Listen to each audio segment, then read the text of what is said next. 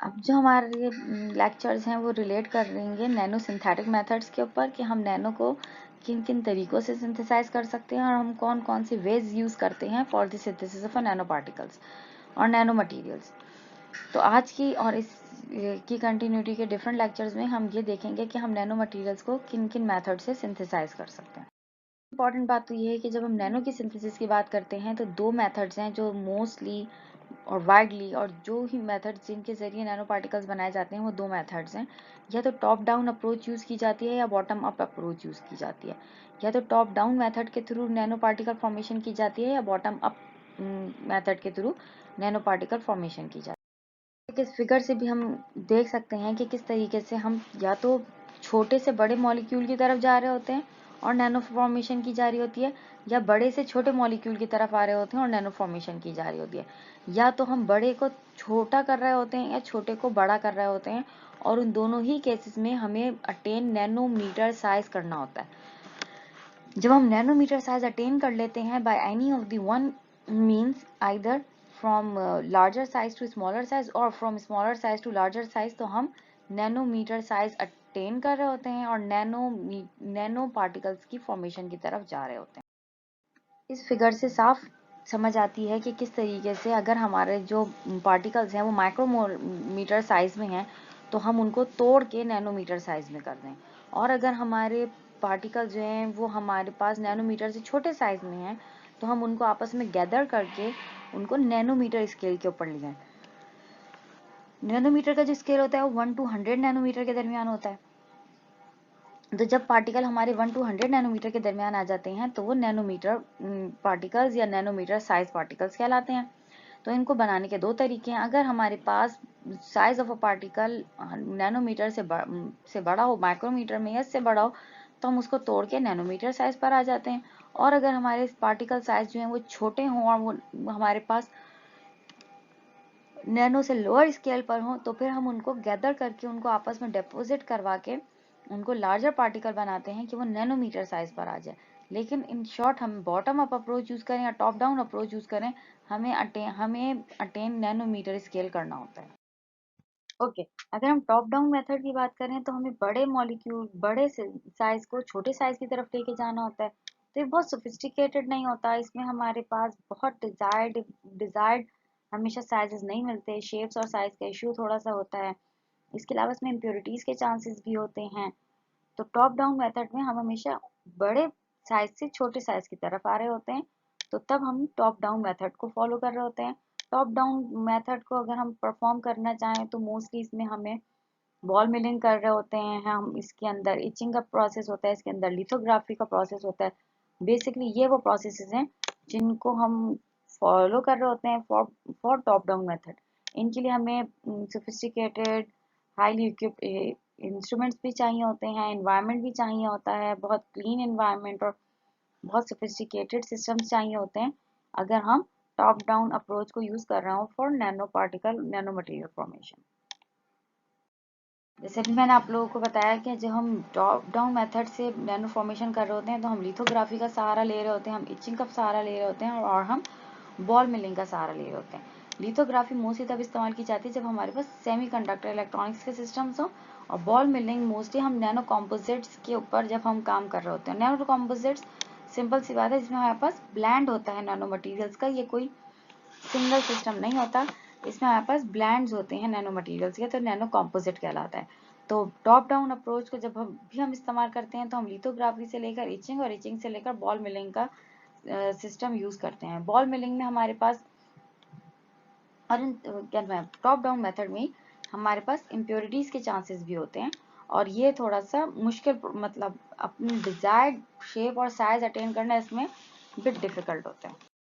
Bottom up approach की बात करते हैं तो हम इसमें छोटे छोटे सिस्टम्स को स्टेप बाय स्टेप हम उसको एग्रीगेट करके अपने हिसाब से अपने डिजायर्ड साइज और डिजायर्ड शेप अटेन कर रहे होते हैं।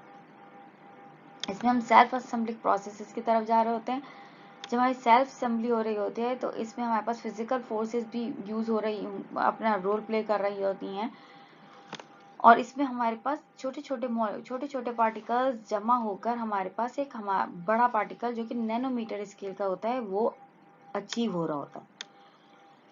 इसमें हमारे पास क्वांटम डॉट्स के एग्जांपल्स मौजूद हैं। हमारे पास क्वांटम डॉट जो हैं वो एपिटैक्सियल ग्रोथ्स के जरिए बनाई जा रही होती हैं, जिसमें हम नैनो पार्टिकल्स को कोलाइडल डिस्पर्जन्स के जरिए बना रहे होते हैं।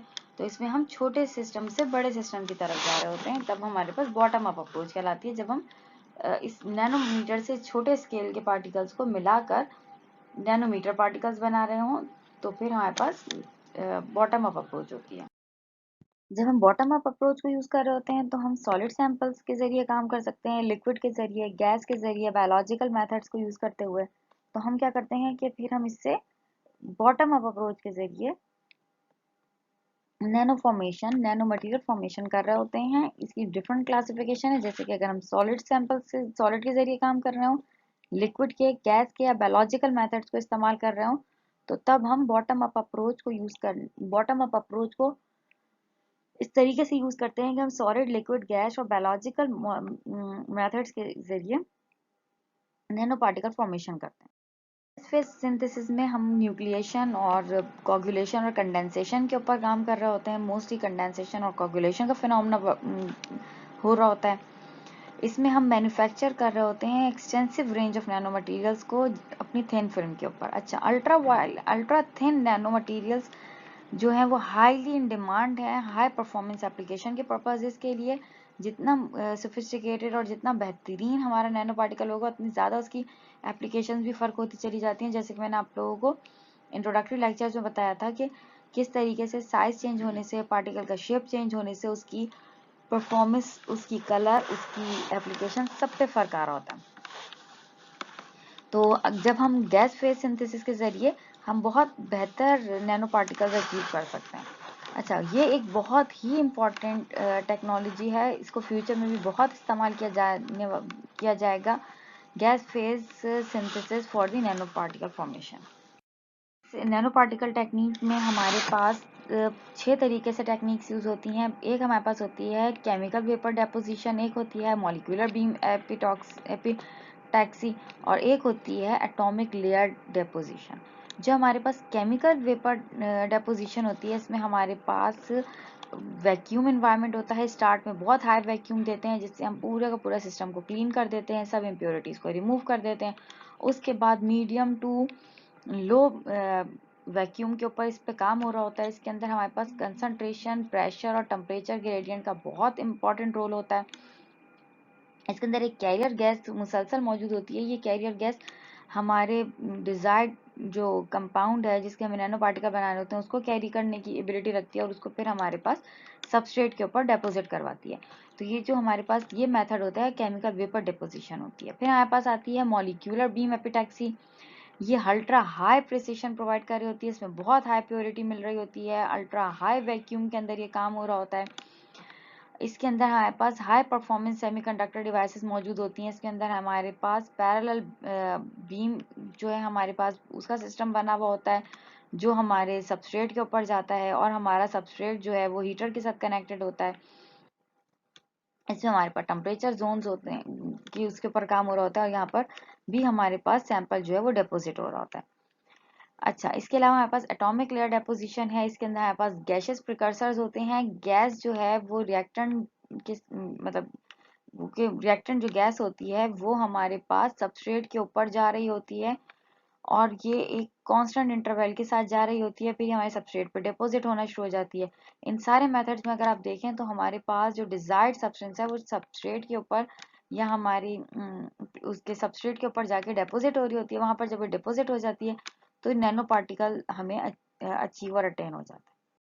फेज बॉटम अप अप्रोच में हमारे पास फिर और भी कुछ टाइप्स हैं, जैसे स्पुटरिंग है, पल्स लेजर डेपोजिशन है और थर्मल एवापोरेशन है। स्पुटरिंग जैसे कि एटॉमिक में आप लोगों को मालूम होगी कि स्पुटरिंग का फिनोमेना हो रहा होता है। इसके अंदर हमारे पास क्या होता है कि हम अपने एटम्स को सॉलिड पर से इजेक्ट करते हैं हाई बम्बार्डमेंट एनर्जेटिक पार्टिकल्स के थ्रू।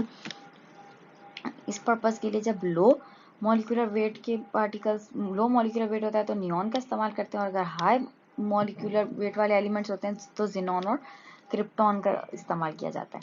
इसमें हमारे पास इजेक्शन होती है और वो एज अ बीम और बहुत माइन्यूट पार्टिकल्स के तरीके से स्पुटर करते हैं। स्पुटर मतलब बिल्कुल फैल से जाते हैं। तो ये तरीका भी होता है हमारे पास नैनो पार्टिकल फॉर्मेशन का। फिर हमारे पास तरीका होता है वो कहलाता है पल्स लेज़र डेपोजिशन। इसमें हम क्या करते हैं, लेज़र लाइट के थ्रू अपनी उसको लेज़र लाइट के थ्रू हम टारगेट मटेरियल के ऊपर डाल रहे होते हैं, प्लाज्मा जनरेट हो रहा होता है और इसके अंदर हमारे पास डेपोजिशन हो रही होती है। जो हमारा मटेरियल जो हमारा निकलता है वो डेपोजिट होना शुरू हो जाता है सबस्ट्रेट के ऊपर और इससे हमारे पास ग्रोथ होकर हमारे पास नैनो फिल्म बनना शुरू हो जाती है। इसी तरह पे हमारे पास थर्मल एवापोरेशन होती है। इसके अंदर हमारे पास थिन फिल्म डेपोजिशन हो रही होती है जो कि हाई वैक्यूम एनवायरनमेंट के अंदर हो रही होती है। इसके अंदर हम टेम्परेचर के ग्रेडियंट के ऊपर काम कर रहे होते हैं और ये भी हमारे पास बॉटम अप अप्रोच है।